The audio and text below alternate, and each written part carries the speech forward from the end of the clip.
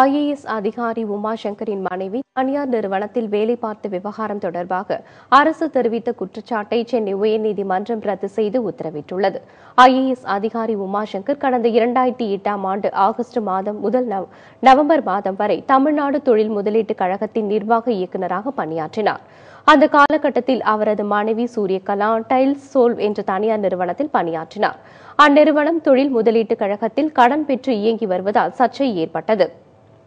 அந்த நிறுவனத்தில் சூரியகலா பணியாற்றிய விவரத்தை தமிழக அரசுக்கு காலதாமதமாக தெரிவித்ததாக உமாசங்கருக்கு நோட்டீஸ் அனுப்பப்பட்டது. அதற்கு அவர் அளித்த விளக்கம் போதுமானதாக இல்லை என தெரிவித்த தலைமை செயலாளர் விசாரணை நடத்தவும் உத்தரவிட்டார். விசாரணை அறிக்கையின் அடிப்படையில் உமாசங்கர் மீது குற்றச்சாட்டு குறிப்பாணை பிறப்பிக்கப்பட்டது.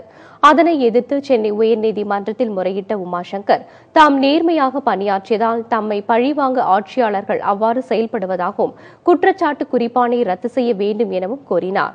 அந்த மனு நீதிபதிகள் பால் வசந்தகுமார், தேவதாஸ் ஆகியோர் அடங்கிய அமர்வு முன் விசாரணைக்கு வந்தது.